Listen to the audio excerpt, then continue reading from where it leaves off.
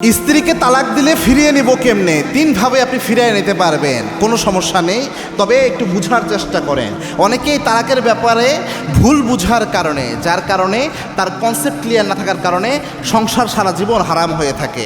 আবার মূর্খ কিছু কাজই আছে, তালাকের মাসালা ভালো জানে না। তালাকের মাসালা অনেক জটিল মাসালা, এটা এক্সপার্ট হতে হয়। মুফতি সাহেবরা ভালো বোঝে। তালাকের যারা ফতোয়া দেয় বেশিরভাগ ক্ষেত্রে দেখা যায় কাজী সাহেবের কাছে মানুষ তালাকের ফতোয়া নিয়ে বসে থাকে, অথচ কাজী সাহেব তালাকের মাসালার তাও ঠিক করে ভালোভাবে জানা না। এজন্য তালাকের ফতোয়া সবসময় এক্সপার্ট যারা তালাকের ক্ষেত্রে তাদের সাথে পরামর্শ করে নেবেন। কিছু হাদিয়া তহফা লাগলে প্রয়োজনে দিবেন, তাও যারা জানে ভালো তাদের কাছে ফতোয়া নেওয়ার চেষ্টা করবেন। দেখেন, নরমালি তালাক আল্লাহ রাব্বুল আলামিন চায় না একটা তালাক হোক, তবুও একটা সুযোগ আল্লাহ রেখেছেন এবং আল্লাহর হাবিবের একটা হাদিস রয়েছে, এটা বলে আমি বুঝাই দিচ্ছি কীভাবে তালাকের বিষয়টা এবং কীভাবে ফিরিয়ে নেওয়া যায়। আল্লাহর হাবিব সাল্লাল্লাহু আলাইহি ওয়াসাল্লাম জানিয়েছেন, আবগাদু হালালু ইলাল্লাহিত তালাক, আল্লাহর কাছে হালাল কিন্তু আল্লাহর কাছে অপছন্দনীয় যে বিধানগুলো রয়েছে তার মধ্যে একটা হচ্ছে তালাকের বিধান। আল্লাহ চায় না একটা তালাক হয়ে যাক, এটা নিকৃষ্ট একটা হালাল বিধান। এজন্য আপনি তালাক দেওয়ার সিস্টেম হচ্ছে একদম মনোমালিন্য হচ্ছে, বারবার স্ত্রীর সাথে মিলতেছে না, তখন ইসলামের ইনস্ট্রাকশন হচ্ছে ওয়া আইজুহুন্না, প্রথমে তাকে আপনি ওয়াজ করেন, প্রথমে বোঝানোর চেষ্টা করেন, বুঝলো না, এরপরে যেটা করবেন ওয়াহজুরুহুন্না ফিল মাদাজি, বিছানা আলাদা করে থাকেন কয়েকদিন, তাও সে মানতেছে না, এরপরে মাতাব্বর ডেকে দুই পরিবার মিনিমাম কয়েকজন গার্জিয়ানের উপস্থিতিতে আপনি একটা তালাক তাকে দেন, দিয়ে দেখেন পবিত্র অবস্থায় এক তালাক দেন, দিয়ে দেখেন কি অবস্থা। যদি দেখেন না পরে বন্ডিং ঠিক হয়ে গেছে তাহলে আবার তাকে ফিরিয়ে নিতে পারবেন। এটা হচ্ছে একটা সিস্টেম। আর যদি তাও না মিলে তারপরে দ্বিতীয় তালাক, তাও না মিললে তারপরে তো 3 লাখ ফাইনাল তালাক। এখন এটা হচ্ছে নর্মালি তালাকের নিয়ম, এটা হচ্ছে প্রথমে নিয়ম, এটা হচ্ছে সহি পদ্ধতি, ধাপে ধাপে দেওয়া।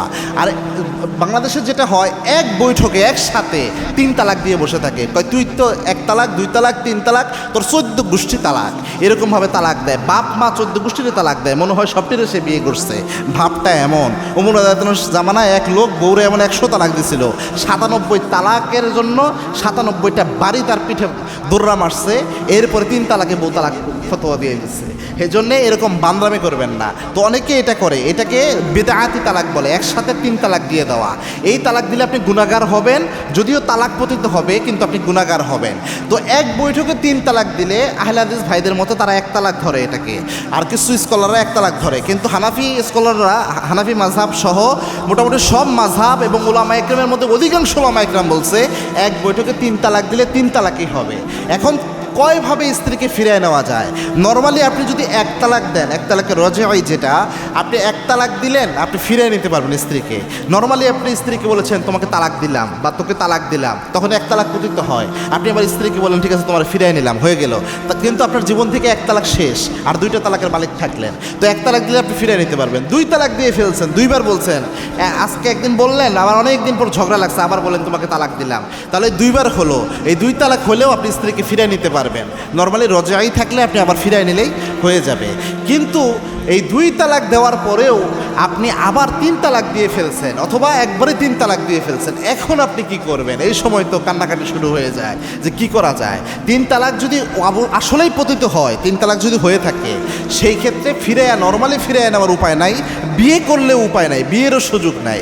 তখন যেটা করতে হয়, এটা বাংলাদেশে ভুল সিস্টেম চলে, বাংলাদেশে হিল্লা দেয়, বলে যে হিল্লা বিয়ে করাতে হবে।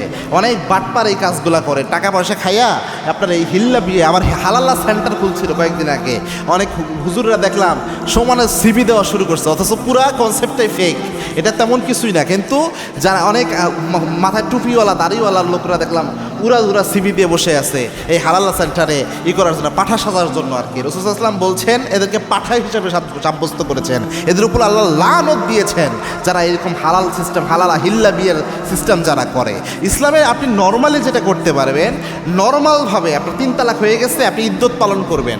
ইদ্যত পালন করার পর নর্মালি আপনার এক জায়গায় বিয়ে হতে হবে, কোনো শর্ত দিতে পারবেন না যে বিয়ে করে ছেড়ে দিতে হবে। এরকম শর্ত দিলে ওটা হিল্লা হবে, ওটা আপনার কবিরা গুনাহ, আপনার উপর লানত আসবে। এই কাজ খবরদার করবেন না।